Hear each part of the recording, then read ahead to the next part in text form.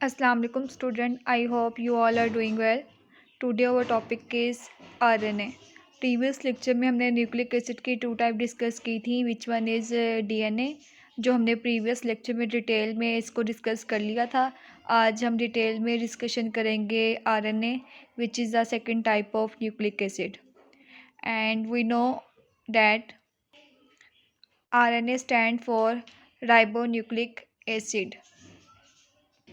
And इसमें हम देखेंगे किस टाइप की बेसिस होती हैं, इसकी अक्रेंस कहाँ पे होती है, कौन सी टाइप के आरएनए होते हैं, स्ट्रक्चर कैसा होता है एंड इनका फंक्शन क्या होता है। ईच एंड एवरीथिंग हम आज वाले लेक्चर में इसको डिस्कस करेंगे।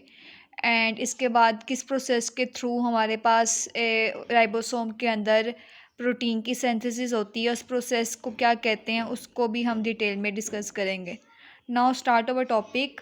DNA stand for ribonucleic acid. Again हमारे पास जो इसमें पेंटोस शुगर है वो कौन सी होगी, राइबोस होगी। इसके दोनों तरफ टू एंड थर्ड पोजीशन पे हमारे पास क्या होगा, OH ग्रुप होगा। And on the other hand अगर हम डीएनए पे अपना रिवाइज करें, जो पेंटोस शुगर हमारे पास थी वो डीऑक्सी थी, उसकी पोजीशन 2 पे हमारे पास OH ग्रुप के बजाय हमारे पास क्या ग्रुप था, H ग्रुप था। एंड न्यूक्लिक मतलब न्यूक्लियस के अंदर प्रेजेंट होता है, प्रेजेंट नहीं मतलब कि सिंथेसाइज जो प्रोटीन होती है वो न्यूक्लियस के अंदर ही होती है, प्रोसेसिंग वगैरह। अदरवाइज ये साइटोप्लाज्म में मेजॉरिटी ये प्रेजेंस होता है। एसिड क्योंकि इसकी नेचर एसिडिक होती है due to presence of phosphoric acid, it has single strand structure and contain ribose sugar. ये सिंगल स्ट्रैंड स्ट्रक्चर है और इसकी जो शुगर है वो क्या होगी, we know that ribose sugar. DNA की बात करें उसमें हमारा जो था डबल स्ट्रैंड था, इसमें हमारे पास क्या होगा, सिंगल स्ट्रैंड होगा। And it is mostly present in cytoplasm and produce from DNA by a process called transcription. अभी मैंने आपको कहा कि सिंथेसाइज जो प्रोटीन की सिंथेसिस जो होगी, जो प्रोसेसिंग होगी वो किस में होगी, वो न्यूक्लियस में होगी। लेकिन ये प्रेजेंस कहाँ पे होगा, ये साइटोप्लाज्म के अंदर होगा। और ये क्या करेगा, ये produce from DNA by a process called transcription. अब ये ट्रांसक्रिप्शन प्रोसेस के थ्रू हमारे पास पूरी प्रोसेसिंग ये आरएनए अपना करेगा। एंड डिफरेंट टाइप के आरएनए और डिफरेंट टाइप के उनके फंक्शन हैं जो कि पार्टिसिपेट करेंगे प्रोटीन की सिंथेसिस के लिए, मैसेज को ट्रांसफ़र करने के लिए, एंड प्रोटीन को सिंथेसाइज करने के लिए। उसी के बेस पे हम अपने आरएनए को 3 कैटेगरीज में डिवाइड करते हैं। ओके, आज का लेक्चर हमारा शॉर्ट है, इतना डिटेल नहीं है क्योंकि बहुत समराइज टॉपिक है हमारा, और होपफुली आज जल्दी हमारा लेक्चर बाइंड अप हो जाएगा। अब हम देखते हैं कि आरएनए में हमारे पास बेस कौन कौन सी आती है। अगर हम डीएनए की बात करें उसमें हमारे पास 4 बेसिस आती थी, which one is adenine, thymine and guanine and cytosine. अब इसमें हमारे पास क्या होगा, यूरासिल होगी इंस्टेड ऑफ थायामीन। डीएनए में हमारे पास थायामीन थी, अब इसमें थायामीन की रिप्लेसमेंट में हमारे पास आएगी uracil. RNA contain uracil base instead of thymine. अब हम ज़रा इसके स्ट्रक्चर की बात कर लेते हैं। अभी हमने ऊपर कहा कि हमारे पास जो आरएनए का स्ट्रक्चर है वो क्या होता है, सिंगल स्ट्रैंड होता है। अगर ऑन द अदर हैंड अगर हम बात करें हमारे पास जो डीएनए का स्ट्रक्चर है वो क्या होता है, डबल स्ट्रैंड होता है। अगर हम थोड़ा सा इसको स्ट्रक्चर वाइज ज़रा डिस्कस कर लें तो हम देख लेते हैं हमारे पास किस टाइप का स्ट्रक्चर हमारे पास आएगा।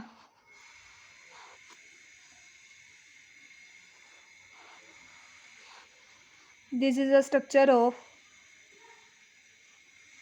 ये रफ सा मैंने बनाया ताकि आपको आइडिया हो जाए और आपको पता है कि डबल बॉन्ड किसके बिटवीन होता है, ट्रिपल बॉन्ड किसके बिटवीन होता है। अगर मैं इसको आइडेंटिफाई करूँ विच वन इज़ डीएनए। अभी मैंने कहा कि हमारे पास जो आरएनए में स्ट्रक्चर होगा वो क्या होता है, सिंगल स्ट्रैंड होता है, तो हमारे पास वो होगा लाइक सिंगल हेलिक्स। तो ये हमारे पास आएगा, किस में आएगा, आरएनए में। और हमें ये भी पता है कि आरएनए की कितनी टाइप्स होती हैं, 3 टाइप्स होती हैं, विच one is messenger RNA, ribosomal RNA and transfer RNA. वो हम पहले इसका स्ट्रक्चर डिस्कस करेंगे, एक किस तरह nucleotide, phosphate and pentose sugar and nitrogenous base आपस में कंबाइन करती हैं और देन हमारे पास क्या बनता है, डीएनए का स्ट्रक्चर, डीएनए का न्यूक्लियोटाइड में हम देख लेते हैं। अब न्यूक्लियोटाइड को डिस्कस कर लेते हैं किस तरीके से हमारे पास पेंटोज शुगर फॉस्फेट ग्रुप, यहाँ पे सबसे पहले हमारे पास आएगा फॉस्फेट ग्रुप, ये ज्वाइन करेगा पेंटोज शुगर के साथ जो कि होगी हमारे पास राइबोज शुगर। एंड इधर हमारे पास क्या होगी, बेस अटैच होगी। सिर्फ और सिर्फ इसमें आपने ये ध्यान रखना है कि हमारे पास जो थायामीन की रिप्लेसमेंट में हम क्या यूज़ करेंगे, इसमें भी 4 बेस होंगी। सिर्फ इसमें थायामीन की रिप्लेसमेंट में हमारे पास क्या आ जाएगी, यूरासिल आ जाएगी, इस पे बेस आ जाएगी। अगेन हमारी ये थर्ड वाली पोजीशन दोबारा से अटैक करेगी एक और पेंटोज शुगर के साथ। इसी तरह ये न्यूक्लियोटाइड अगर दो आपस में ज्वाइन कर रहे हैं तो डाई न्यूक्लियोटाइड होगा। अगर एक ही न्यूक्लियोटाइड है तो हमारे पास मोनो न्यूक्लियोटाइड होगा। अगर मोर देन 2 का हम लिंकेज कर देते हैं तो हमारे पास क्या आ जाएगा, अगेन से हमारे पास आ जाएगा पॉली न्यूक्लियोटाइड। ये आप न्यूक्लियोटाइड वाले टॉपिक में अच्छे तरीके से इसको डिटेल में डिस्कशन कर चुके हैं। तो अगेन यहाँ पे हमारे पास अगर यहाँ पे मैं OH डाल दूँ, इट मीन्स मेरे पास ये जो शुगर है पेंटोस वो क्या है, राइबोस है। अगर यहाँ पे मैं O को रिमूव कर दूँ और खाली सिर्फ और सिर्फ मेरे पास यहाँ पे क्या हो, H हो, तो इट मीन्स मेरे पास डीऑक्सी राइबोस शुगर होगी। तो यहाँ पे भी मैं इसको मेंशन कर देती हूँ OH। यहाँ पे भी हमारा आएगा, अगेन से इसकी ज्वाइनिंग हुई हुई होगी, डिपेंड करता है कि हम कितने न्यूक्लियोटाइड को कंबाइन कर रहे हैं, ये उसी के अकॉर्डिंग हमारा डिपेंड करता है। And this is the basic structure of nucleotide which is present in the DNA। And phosphate linkage का आपको मैंने पहले ही बताया था किस तरह दो न्यूक्लियोटाइड आपस में लिंकअप करते हैं। With the elimination of water molecule हमारे पास क्या क्रिएट होता है, फॉस्फोडाइस्टर बॉन्ड क्रिएट होता है। तो इसमें भी इसी तरह होगा लाइक डीएनए, इसलिए मैं अगेन रिपीट नहीं कर रही हूँ, सारी प्रोसेसिंग वैसी ही है। यहाँ सिर्फ और सिर्फ मैंने पी के थ्रू लिंकअप किया है ताकि आप कल प्रीवियस लेक्चर में मैं अच्छे तरीके से बाय रिएक्शन एक्सप्लेन कर चुकी थी किस तरीके से हमारे पास फॉस्फो ग्रुप बॉन्ड या लिंकेज क्रिएट होता है।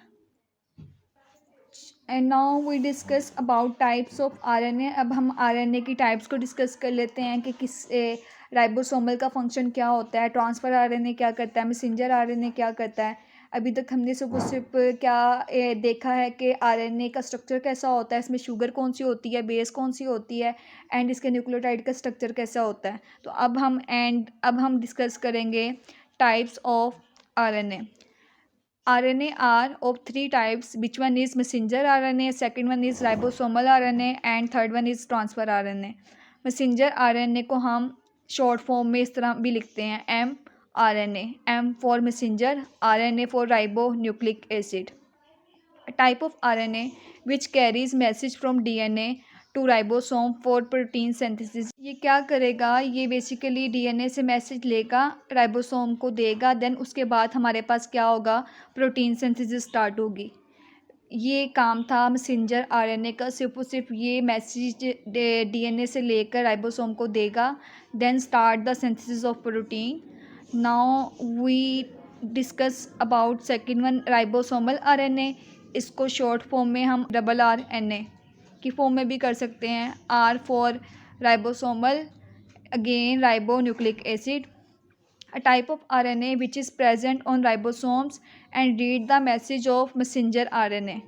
ये वाली टाइप जो होती है ये ऑलरेडी राइबोसोम में प्रेजेंट होती है। ये सिर्फ और सिर्फ क्या करती है, जो मैसेंजर RNA से मैसेज आया हुआ होता है उसको क्या करती है, रीड करती है। रीड करके फर्दर प्रोसेसिंग के लिए इसको आगे प्रोसीड कर देती है। Now third one is transfer RNA। इसकी शॉर्ट फॉर्म क्या होगी, tRNA, T for transfer, again RNA for ribonucleic acid. A type of RNA which transfer the specific amino acid from cytoplasm to ribosome for protein synthesis. इसका sequence अलग होगा। ये क्या करेगा, ये अमाइनो एसिड के सीक्वेंस को साइटोप्लाज्म से ट्रांसफ़र करेगा, कहाँ पे, राइबोसोम में, और देन उसके बाद ये क्या स्टार्ट करवाएगा, प्रोटीन सिंथेसिस करेगा। अगर ऑन द अदर हैंड अगर हम मैसेंजर की बात करें तो वो क्या करता था, डीएनए से क्या ट्रांसफ़र करता था मैसेज राइबोसोम को, और ये क्या करेगा, ये साइटोप्लाज्म से अमाइनो एसिड का सीक्वेंस ट्रांसफ़र करेगा राइबोसोम में, देन प्रोटीन की सिंथेसिस स्टार्ट होगी। ये थी हमारे पास तीन टाइप्स आरएनए की। First one messenger, second one ribosomal and transfer. Messenger क्या करेगा, मैसेज को ट्रांसफ़र करेगा राइबोसोम में, एंड राइबोसोमल क्या करेगा, जो मैसेंजर से इंफॉर्मेशन आई होगी उसको रीड करेगा, और ट्रांसफ़र क्या करेगा, ट्रांसफ़र अमाइनो एसिड का सीक्वेंस ट्रांसफ़र करेगा राइबोसोम को, और देन उसके बाद हमारे पास प्रोटीन सिंथेसिस स्टार्ट हो जाएगी। अब थोड़ा सा हम इसका स्ट्रक्चर डिस्कस कर लेते हैं, किस तरह से हमारे पास स्ट्रक्चर होता है राइबोसोमल आरएनए का एंड मैसेंजर ट्रांसफ़र आरएनए का, थोड़ा सा आपको आइडिया हो जाए। अगर हम राइबोसोमल आरएनए की बात करें तो हमारे पास कुछ इस तरह का स्ट्रक्चर हमारे पास होगा।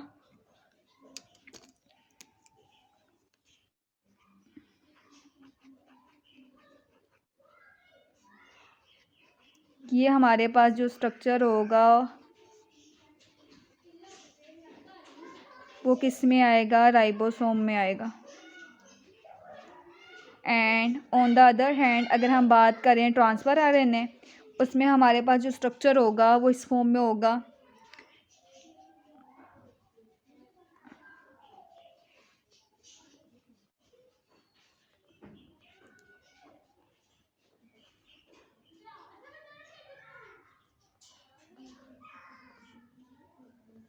इस फॉर्म में हमारे पास होगा ट्रांसफ़र आरएनए में।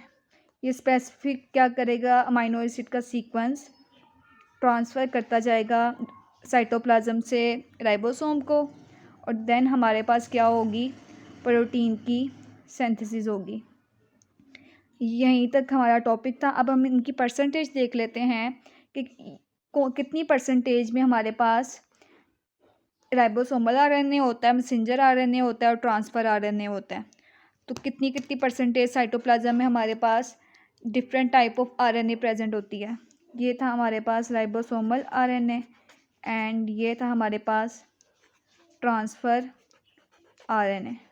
होपफुली यहाँ तक आपको कॉन्सेप्ट क्लियर हो गया होगा कि स्ट्रक्चर कैसा होता है, फंक्शन कैसे होते हैं एंड इसका स्ट्रक्चर कैसा होता है, न्यूक्लियोटाइड एंड बेसिस कौन कौन सी होती हैं आरएनए के अंदर। अब हम इसकी परसेंटेज की बेस पे इसको थोड़ा डिफाइन कर लेते हैं, कौन सी परसेंटेज साइटोप्लाज्म में प्रेजेंट होती है। Okay, messenger RNA about 3 to 4%, transfer RNA about 10 to 15%, and ribosomal RNA is about 80 to 85% of the total RNA in the cytoplasm of a cell. Cytoplasm के अंदर हमारे पास मैसेंजर आरएनए की percentage 3 to 4 होगी, transfer की हमारे पास 10 to 15 होगी, and ribosomal की हमारे पास होगी 80 to 85 होगी। सबसे ज़्यादा हमारे पास राइबोसोमल आरएनए की परसेंटेज होगी साइटोप्लाज्म के अंदर। यहाँ पे हमारा टॉपिक वाइंड अप होता है, और ये हमारा डीएनए भी हो गया कवर अप एंड आरएनए भी हो गया। डीएनए को भी हमने डिटेल में डिस्कस कर लिया, न्यूक्लियोटाइड का न्यूक्लिक एसिड का इंट्रोडक्शन भी देख लिया। यहाँ पे हमारा न्यूक्लिक एसिड वाला टॉपिक बाइंड अप होता है। नाउ हम अब नेक्स्ट बायोलॉजिकल मॉलिक्यूल करेंगे, विच वन इज़ कार्बोहाइड्रेट्स, वो हम नेक्स्ट लेक्चर में करेंगे। उम्मीद है कि आपको यहाँ तक समझ आ गई होगी। कोई भी कन्फ्यूजन हो, प्रॉब्लम हो, क्वेश्चन हो, आप पूछ सकते हैं। इंशाल्लाह मिलते हैं नेक्स्ट लेक्चर में। अपना बहुत ज़्यादा ख्याल रखिएगा। Thank you so much for watching. जज़ाकल्लाह।